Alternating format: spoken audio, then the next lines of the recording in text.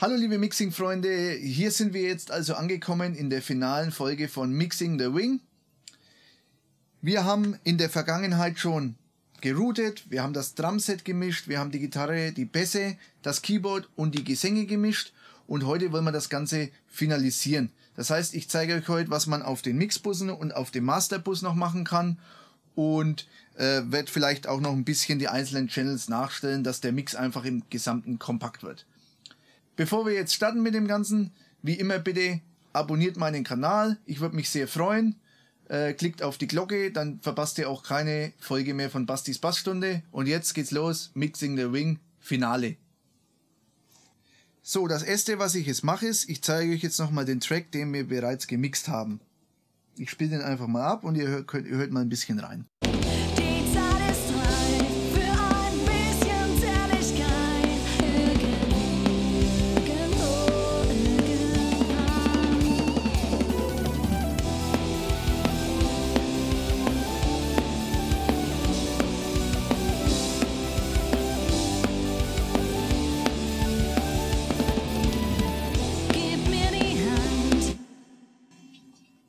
Okay, als allererstes möchte ich jetzt mal ganz grob, nachdem ich ja alles schon jetzt so ein bisschen gemixt habe, alles nochmal ganz grob ein bisschen fein justieren.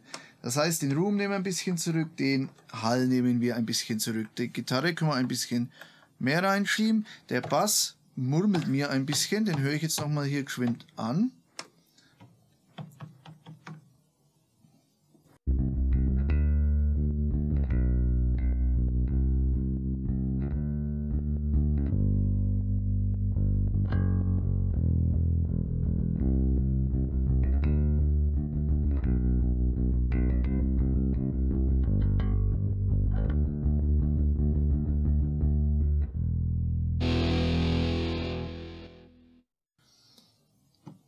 So, besser.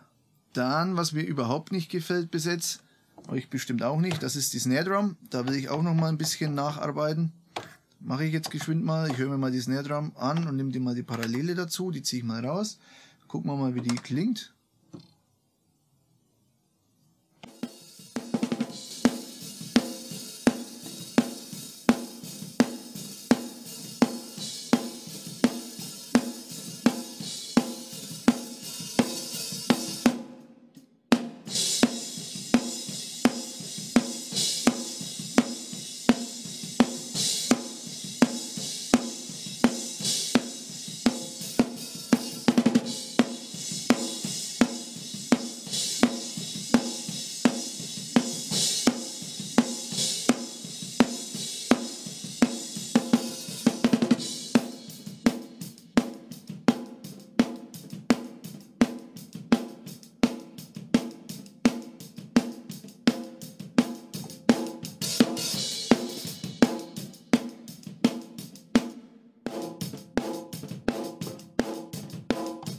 Hier haben wir den Parallelbus jetzt, den arbeite ich auch noch ein bisschen nach. Der ist für mich ein bisschen zu krass.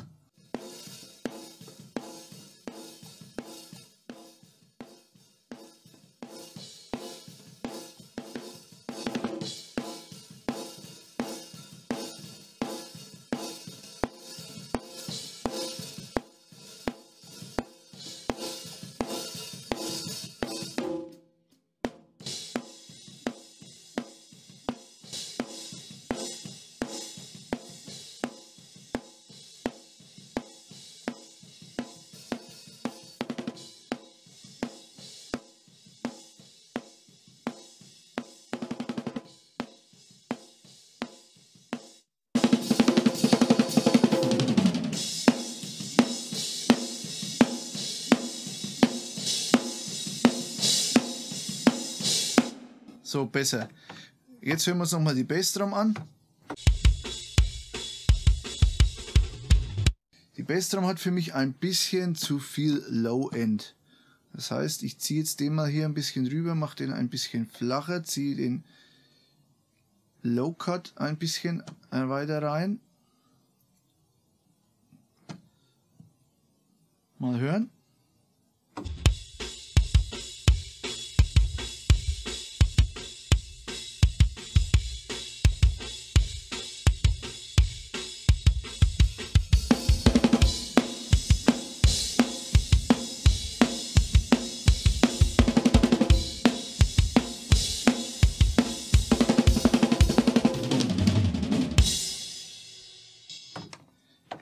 auf jeden Fall besser. Okay. Wir hören den gesamten Mix wieder an.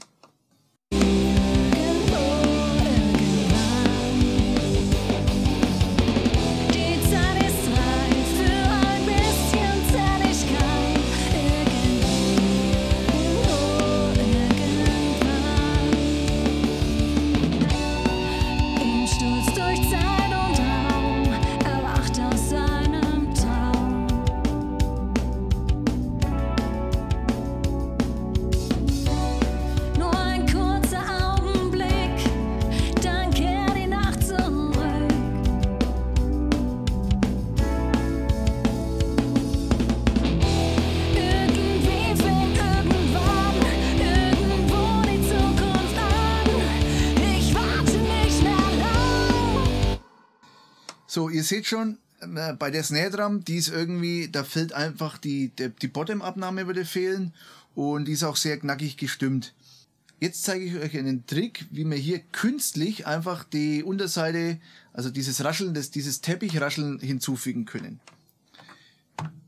Und zwar gehe ich her und gehe in mein Routing und lege mir auf den Channel 8, in unserem Fall, Channel 8, einen Oszillator.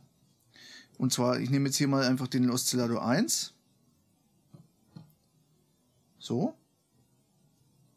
Und ich kann jetzt hier bei den Sources, kann ich diesen Oszillator einstellen. Ich gebe jetzt hier ein pinkes Rauschen drauf. Einfach ein pinkes Rauschen. Und nach dem pinken Rauschen in meinem Channel 8 setze ich mir ein Gate. Hier nehme ich jetzt mal das Standard Wing Gate, ich mache hier den Rusher auf Gate und drehe das mal so weit zu, dass der Oszi, der ist ziemlich laut im Eingang, den können wir mal ein bisschen runter trimmen. Hier habe ich den Trim. So. Und jetzt sehe ich, das Gate ist zu. Auch die Range mache ich jetzt komplett zu. Und jetzt, ich beschrifte mir das noch ganz kurz hier, mit Home, Name, Rauschen oder beziehungsweise Snare Drum Noise. Color mache ich gelb, ist ein Effektweg. Und jetzt sehen wir, jetzt rauscht der hier die ganze Zeit. Ich höre zwar nichts, weil ja das Gate drauf ist, aber der rauscht jetzt die ganze Zeit. Und jetzt möchte ich das Gate immer dann öffnen, wenn der Snare-Schlag kommt. Und dann auch ganz kurz ausrauschen, ausrasseln lassen. Das heißt, ich gehe jetzt hier auf Gate, mache hier eine Source vom Channel 2. Ich mache jetzt mal alles zu, bis auf die beiden. Ich lasse mal laufen. Ihr seht hier schon, immer wenn die Snare-Schlag kommt, geht das Gate auf. Und jetzt schiebe ich mal einfach den ein bisschen mit rein, den Noise. So, ich muss ihn natürlich noch routen, sonst kommt gar nichts. Das heißt, der gehört hier Subgroup zu meinem Drum Channel. Und wir hören nochmal.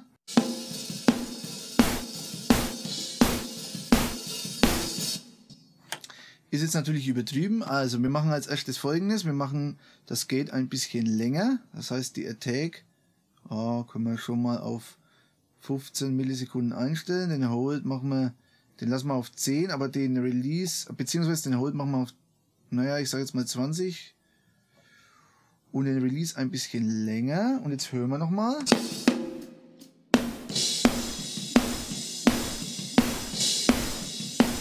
So, jetzt hat das Ganze natürlich sehr viele Oberwellen, das heißt Equalizer drauf. Low und High Cut. Einfach ein bisschen cutten.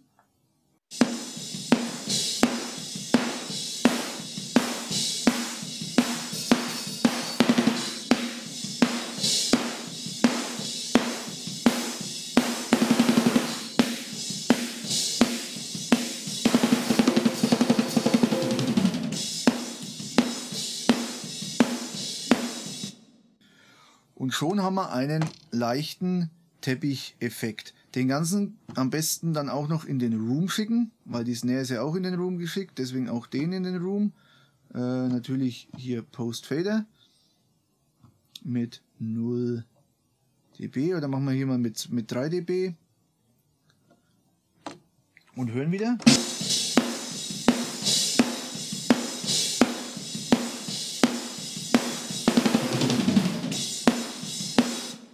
So, und schon haben wir ein Teppichrasseln und hören das Ganze nochmal im Mix an. Ich bau dir ein Schloss aus Sand, irgendwo, irgendwann. Die Zeit ist reif für ein bisschen Zärtlichkeit, irgendwo, irgendwann. Gib mir die Hand, ich bau dir ein Schloss aus Sand, irgendwie, irgendwo, irgendwann. Die Zeit ist reif für ein bisschen Zärtlichkeit, irgendwie, irgendwo, irgendwann.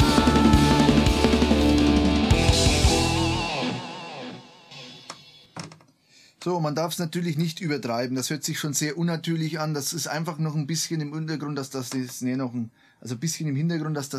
bisschen unterstützt. Ich würde das auch echt mit Gefühl einsetzen.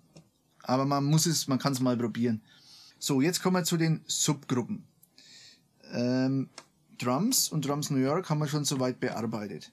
Was ich bei dem Drums New York noch machen würde, ich würde den Bass noch mit reinschicken. Das heißt, wir gehen hier mal auf den Bass-Channel, machen hier Sense und schicken den einfach als Subgruppe auch in den New York Bass mit rein. Wir können mal den New York Bass anhören.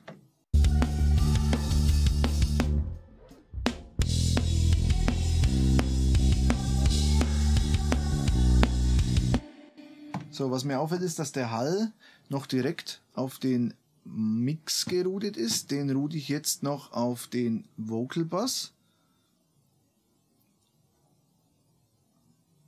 So.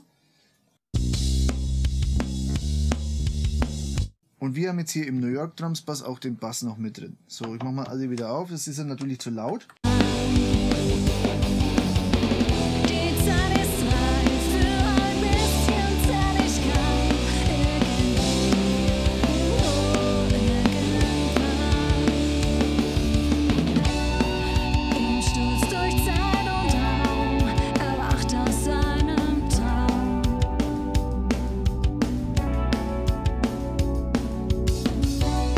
Nur ein kurzer Augenblick, dann Okay, als nächstes Instrumentenbus. Da machen wir jetzt einen leichten, ich würde sagen SSL Buskompressor drauf. Ganz leicht, so -2, -3 dB soll der machen. Versuchen wir mal, ob wir das so hinkriegen. die Nacht zurück.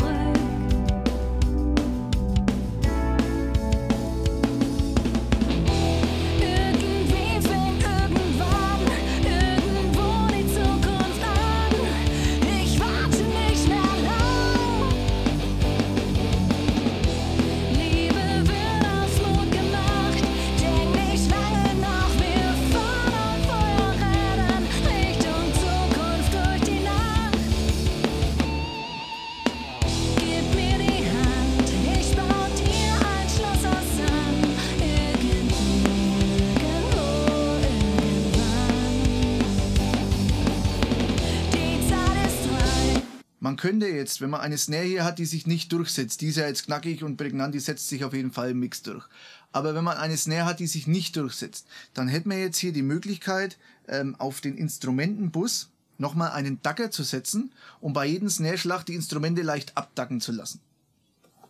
Mache ich jetzt nicht, im Gegenteil, ich will eigentlich sogar bei meiner Snare noch ein bisschen hier bei 1 Kilohertz rausnehmen, um einfach die noch ein bisschen softer zu machen. Ich höre nochmal. Für ein bisschen Zärtlichkeit, irgendwo, irgendwann.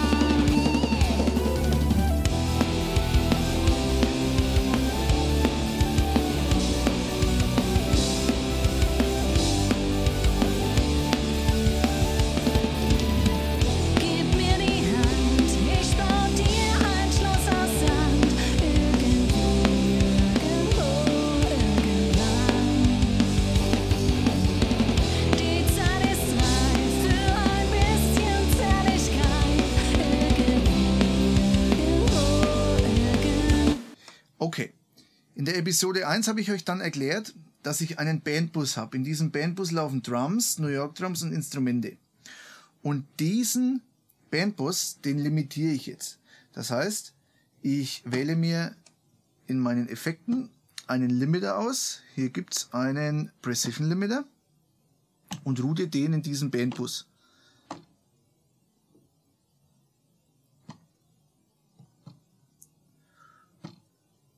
So, Precision Limiter im Bandbus. Ich höre auch jetzt mal, ich mache mal den Vocal Bus, mute ich mal und höre mir mal nur den Bandbus an.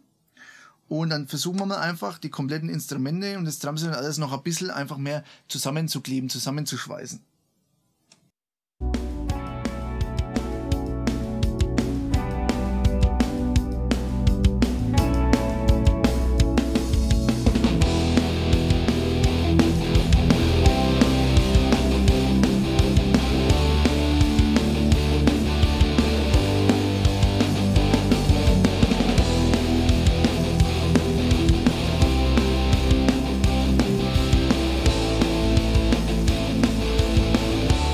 Für den Bandbus habe ich noch eine spezielle Empfehlung für euch, nämlich den Psycho-Bass-Effekt. Den Psycho-Bass-Effekt, der macht im Prinzip das gleiche wie der Waves Max-Bass oder der Waves R-Bass. Er gibt Oberwellen zum eigentlichen Basssignal hinzu. Dazu gehe ich ganz normal hier wieder auf Effects, nehme einen Slot, den ich nicht benötige, lege hier den Psycho-Bass rein. Dann gehe ich hier auf meinen Bandbus und hier habe ich einen Insert frei. Und in diesen Insert lade ich mir jetzt diesen Psycho-Bass. So, die Intensity, die ist von Haus auf minus 10 eingestellt. Ich drehe es jetzt mal auf minus 24 und die Übergangsfrequenz, die gehen wir jetzt mal auf 64 und jetzt gebe ich den mal langsam zu.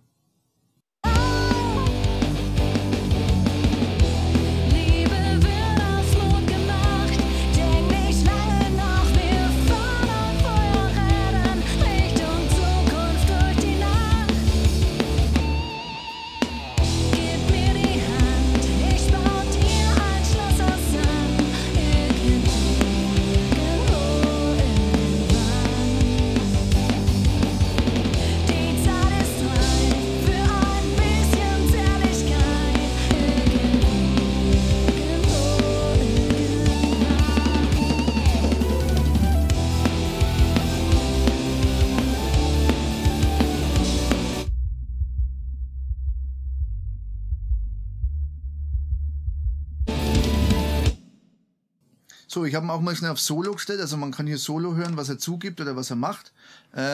Ja, der gibt halt einfach nochmal einen Subbass mit runter im Endeffekt, so hört sich zumindest dann an. Psycho-Bass finde ich ziemlich gut, man muss es natürlich in Maßen, also ich würde es nicht übertreiben damit, da kann man sich ganz schnell einen Mix auch kaputt machen. So Leute, letzte Disziplin jetzt, der Masterbus, unser Mainbus. Und als allererstes würde ich hier gern einen Kompressor drauflegen. Hierfür nehme ich gern den Red 3 Kompressor. Der ist dem Focusrite Red 3 nachempfunden. Den wähle ich jetzt mal aus. Ich schalte den an und wir stellen den mal ein, dass er so ein bisschen halt einfach ja, den Sound kompakter macht, ein bisschen komprimiert.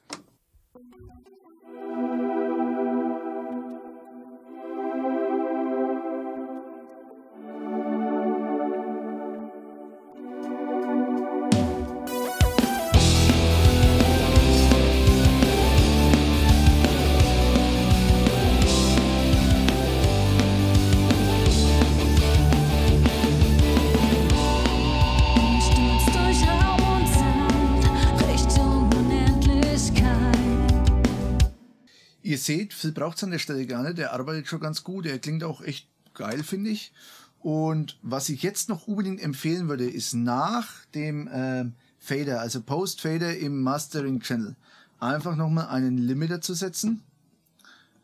Den habe ich hier schon mal vorbereitet, den einfach auf minus 0,5 dB eingestellt zu lassen, damit man einfach das Output-Signal nie übersteuert.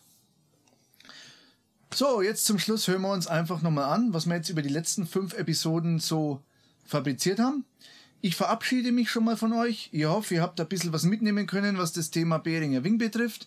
Es würde mich freuen, wenn ihr zur nächsten Folge Bastis Bassstunde wieder einschaltet. Vielen Dank fürs Einschalten diesmal und wir hören jetzt einfach nochmal rein. Ich sag ciao, euer Basti.